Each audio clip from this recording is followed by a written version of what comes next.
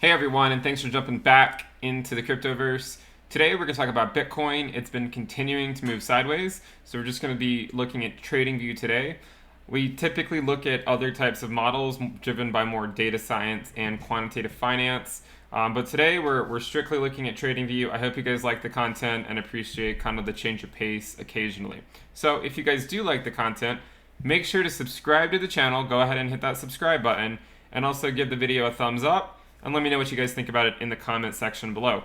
So, as many of you guys know, we have been moving sideways for the last 70 days. If we take a measured move and just look to see when we kind of got into this region, basically I'm saying between $8,600 to $10,000 in that region. So if you just look to see how long we've been in there, it's been 70 days so far. We know that even in a bull market, as we've mentioned before, that this is fairly standard to see these types of moves.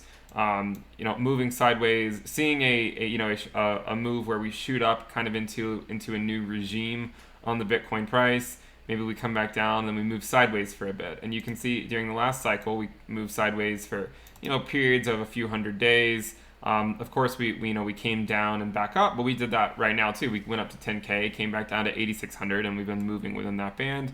Here's another one that's 138 days. So this is par for the course. And because we're talking about the likelihood of seeing a lengthening cycle, then it's all the more reason to think that we're going to see even more of these moves sideways during this market cycle. Okay, so in the last market cycle, we only saw 2 or 3 of these, time periods, even in a bull run where the market was largely just moving sideways. In this cycle, we're probably going to see a lot more. Now, we haven't confirmed yet if the bull market has started. I got a question about that today. They said, Ben, has the bull market started? And one of the reasons was, well, if you look at, if the idea is to measure it by, say, the 20-week moving average, okay, which is over here, it's this yellow line, you can see that the price of Bitcoin has been above the 20-week moving average for quite a while now. It's been above it for 70 days. But in 2019, we were above it for, 189 days, and it did not stop us from falling back through. Here we were above it for 49 days, and it did not stop us from falling back through. So what do we really want to see to get more confirmation that the bull market is in fact moving along? Well, of course you need the golden cross. We've had the golden cross on the daily. Remember, this happened a while back. So this is the 200. Let's switch over back to the daily time frame. So if you look at the daily time frame, this orange line right here is our 200-day moving average, and then we're also going to put on our 50-day moving average. So the first thing you want to see is a golden cross. Remember, and when you're in an accumulation phase, you'll see plenty of these golden crosses, which is basically the market moving sideways, and just having that volatility. Naturally, you're going to have the 50-day and the 200-day crossing each other, and this is going to happen fairly frequently. And if you go back in time and look to see, what happened early on, in the first market cycle, we had that death cross after the peak, followed by a golden cross, and then that was all. We had one golden cross, and then that is what kind of kickstarted that bull market. During the next cycle, after the peak, we had our death cross, like normal, okay, had the death cross. And then, later on in our accumulation phase, you can see we had not one golden cross, but 2 golden crosses. Okay, so we had one, said just kidding, it was more or less a fake out, and then a second time this led to the bull market. And then we've speculated that maybe this time, maybe our current market cycle, it'll take 3 golden crosses. So this was our death cross after the peak. So this is fairly easy to identify now, right? You've seen it 3 times. Each time that you saw the death cross after the peak, it was downhill in the near term. Now we went downhill, had first golden cross, and then we had a death cross, a second golden cross, and then another death cross. So now, if it increases, say, linearly, then we're in our 3rd golden cross now, which means if that pattern just is just an extra golden cross each cycle, and partially represented by the extending accumulation phases, so that if the accumulation phases are getting longer, then we're going to have more of these golden cross, death cross scenarios, because it's just the natural volatility of the market. It goes up and it comes back down, even during an accumulation phase. the accumulation phase that we've been in is roughly, I would say, between $3,000 to $12,000. This is just the time where we're mostly just moving sideways. And most of that was actually spent between, say, 5 and 10,000, with times near 3,000 and times near 12,000 few and far between. I mean, I recognize that Bitcoin went up to 14K back in 2019, but this, I think, was actually over here, this was a shorter term a mini bubble. We kind of exited, if we put on the regression band here, you can see that we exited our accumulation phase, okay, and then ultimately went on to form this speculative bubble in the short term. It did not make it all the way back up to the top like we had seen in other market cycles, but this was only natural because we've said, okay, it's lengthening cycles. We're likely not going to make it back to the top of the regression band anytime soon. So we're back in it. Remember, this regression band does monotonically increase. I'll go ahead and turn it off. But you can see that if you're looking at the daily time frame, again, we've just mainly been moving sideways. And it's interesting because you see, as we've been extensively talking about on this channel, and I've just lived through it so many times, when Bitcoin gets above that 20-week moving average and just kind of gets to a nice range like this, where you see it just in it moving sideways, this is what really causes other coins to start moving. Okay, and you've seen it over the last few weeks. You've seen Chainlink move significantly. You've seen Cardano move, ADA. You've seen VeChain. I mean, it's another one that's been moving a lot recently. And this is only natural when you see Bitcoin make a solid move like this, where it found like a capitulation. We had our big capitulation that took us down to $3,800 in March. A really strong move by Bitcoin. And instead of immediately retracing like we did back over here, we've been moving sideways. When this happens, what happens? Other coins gain confidence, people start to get more bullish on the crypto market as a whole, and therefore they start speculating. Speculators are going to speculate. And if you're in Bitcoin, you're also likely in other coins as well. I mean, I understand there's a few people that are strictly in Bitcoin, but for the most part, if you do own Bitcoin, you probably own some Ethereum, and then there's other people that even own other coins as well down the line. But again, moving sideways is really good, and this is a good sign, I think, in the long term. Now, we've also said that you always must be ready. I mean, always must be ready for a move to the 200-week moving average. So if this were to occur, this would essentially kick the can down the road for the bull market, okay? It's basically saying, you know what? This is our 200-week. If we put on a regression band, you can see that the regression band roughly corresponds, the lower bound roughly corresponds to the 200-week moving average right now. If we come back down here, it is not, Bitcoin is not dead. It doesn't mean anything of the sort. It just means we're kicking the can down the road because we have plenty of time, and we have nothing but time. If the next cycle isn't peaking until, say, 2023, maybe even 2024, I tend to think 2023 is the most likely time frame. If we're not peaking until then whether we hold the bull market now, whether we go back down to the 20-week, if we go back down to the 20-week here, let me put it back on here. If we go back to the 20-week and don't hold it, it's not a huge deal because we have plenty of time to kind of gather ourselves, continue accumulating Bitcoin, and just getting ready for the next market cycle. Now, there's no guarantee we drop back down here. And no matter how many times we drop to the 200-week, there's always going to be the bears that say we have to drop again. You'll see it even today. I mean, there's so many people calling for even 1,800 Bitcoin, $3,500 Bitcoin. Do I see 1,800 Bitcoin ever happening again? No, I don't think 1,800 will ever happen again. Of course, there's a chance we go back down to the 3,000 to 4,000 range. The 300-week moving average, by the way, which is where this wick went to last time, if we pull that up, if we pull that 300-week moving average up, you can see that this was kind of where we found support at the very bottom before we bounced off of it. So when you see moves down to this level, I would not say, getting scared and capitulating when Bitcoin is down 50% in a day is usually the dumb money talking. And the smart money is buying at this time. So if you ever find yourself fortunate enough to have capital on the sidelines when the price is plummeting, this is an amazing opportunity. And while it would have been scary to purchase it down here, everyone who bought down here is seeing a much nicer ROI up here because they bought down here. So you need these, these things can significantly increase your expected returns over the next market cycle if you take advantage of those moves. Now, we've roughly split this band here into, let me remove the regression band. I've roughly split it into kind of our lower phase and then the upper phase. If you look at the daily, you can kind of see where kind of the lower region is at around 8,600. The upper region is at around 10,000. And then I just kind of drew a center line around 9,400, because to me, it seems like, whenever we're above 9,400 and going up, everyone's like super bullish. It's Bitcoin to 20K, Bitcoin to 100K by 2021, which I don't think is going to happen.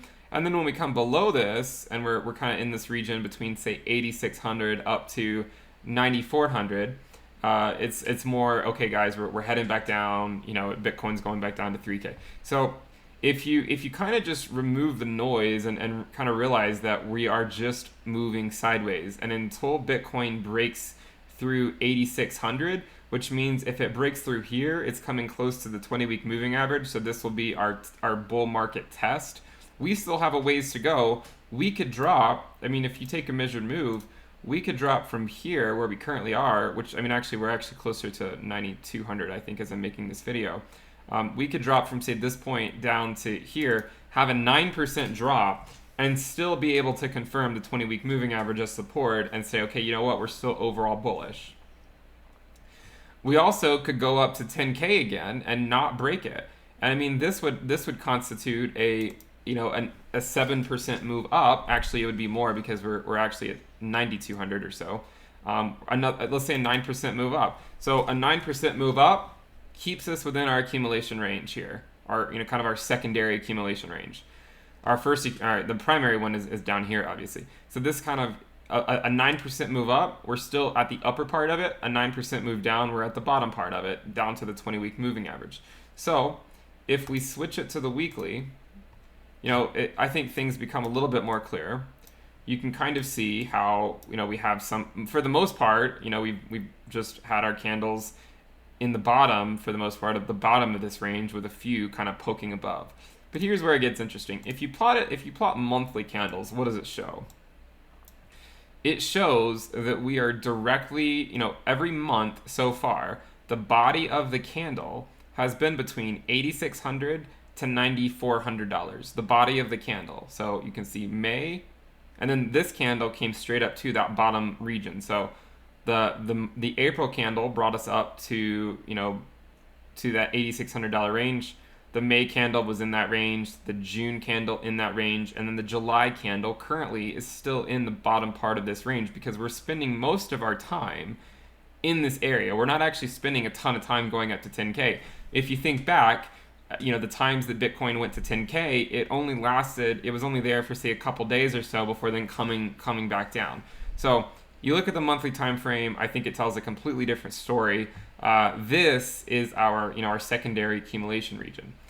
Which the only thing you really need to be concerned about, I would say, is if we drop below the 20-week moving average, then okay, it's time to say, well, if you're holding 20 different altcoins and Bitcoin's going back to 6K, then it would probably, not that this is financial advice, but it would probably make more sense to consolidate your position, because you don't want to be holding altcoins that are up 600% in 2 or 3 months when Bitcoin is crashing. This is just, you need to take advantage of those moves in the market. Because if you're able to do so, if let's say you hold 10 coins, let's say you've created your own little index of cryptocurrency. Let's say you have Bitcoin, Ethereum, Cardano, Chainlink, and let's say you have 6 other coins that you believe in. You think your expected return on those coins is fairly high. Well, do you just sit on a coin? I guess the goal is, right, you want to continuously increase your stack. Well, we know that the coins don't always move on the same day or the same week. For instance, Ethereum isn't moving right now, whereas you've seen Chainlink and ADA move significantly. Now, the idea is if your goal is just to continuously increase your stack of your overall portfolio, then what I do is I DCA out of moves when they go parabolic, and I do it dynamically. We've talked about this on the channel. If you're interested in following my approach, then I would encourage you to check out my website at intothecryptoverse.com And if you pay for 6 or 12 months, you'll actually get a discount. You can see you'll actually get a 5 or 10% discount if you pay for 6 to 12 months. So we have we're nearing 400 people who have joined the premium list. I think that's evidence in and of itself that it is providing value. So please check it out. I do think it is worth checking out. You get a weekly premium video. This week I actually put out 2 premium videos. You also get out a weekly newsletter that is completely backed by data science, quantitative finance. We've looked at modern portfolio theory, how you can balance your portfolio. We're going to be expanding that. So check it out. I do think it's really useful. You can see some of the feedback that people have left on the website. So do check that out. Now, getting back to where we were, remember that if Bitcoin comes back down here, or let's first say that Bitcoin moves sideways for a while, and if you see all these coins going parabolic and you're never taking profits, then you're not reducing the overall risk of your portfolio. Because let's say, this is the general idea, let's say the risk of Bitcoin on a normalized scale is 0.4, and you're holding a coin that's gone up, say 10x in 3 weeks, and the risk on that coin is 0.9, okay? Well, the idea is that you would take some of your profits from that parabolic move so that you're reducing your overall weighted risk. You're reducing that exposure of the market. You can then put it, say, back into Bitcoin or Ethereum or a different coin. This is the idea. And while your natural, response to that will be, well, hey, I have a coin, it's gone up 20x, but you know what? I think it's going to go up another 10x. If you are okay taking on that risk, then more power to you. If you're fine with that, it could be very lucrative if that works out. For me, I'm a little bit more risk averse than that. I would prefer to take an approach that's more likely, more probable, or the approach is more likely to give me, say, a decent return than seeing a higher return with a much lower probability. Because more times than not, most coins that go parabolic do end up retracing a good bit. They don't always necessarily fall back down to where they were originally, but they do often retrace a lot. Okay, and this is the point. And if the point is you're not too attached to any single coin, your main goal is to just stick with the math. And if you can slowly take advantage of all these different moves of the market, you're just slowly building your portfolio. It's just slowly growing over time, and you don't even have to continue investing fiat into it because your Bitcoin is continuing to grow, because anytime another coin goes parabolic, you're diversifying it, or you're taking it out and maybe putting it back into Bitcoin. If Bitcoin makes a really nice move and then starts moving sideways, like we've said, and is above the 20-week moving average, you then diversify back to some of these altcoins, and you can convert it from the Bitcoin back to those other coins. And this is just a strategy that I use myself, and I've done it for a long time, and I think it's really useful. So this is why I'm trying to encourage you guys to think a little bit more rationally about the market. Don't just assume that just because a coin has such and such feature and you can't imagine ever selling it, doesn't mean other people won't. Because even if you have coins that are solving some of the most complex problems, they're still likely going to retrace. I can assure you that a 10% interest rate is not going to keep someone who's up 50 or 100x from necessarily selling the crypto. So you just have to consider that, and this approach is a little bit more level-headed than, say, the approach to just say, oh, we're going to the moon tomorrow and you should pack your bags. So I hope you guys enjoyed the content.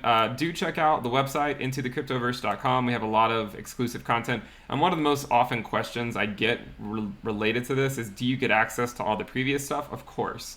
There's a ton of videos. I think there's like 4 or maybe like 11 premium videos you'll get access to immediately, and also like 14 newsletters, reports that are not just focused on the time I made them, but they're meant to be used anytime, for anyone entering the market. So it's a lot of information. It will take you a while to get through it. We talk a lot about portfolios and timing your buys, modern portfolio theory, the Sharpe ratio. We look at risk management. We look at the risks of different coins.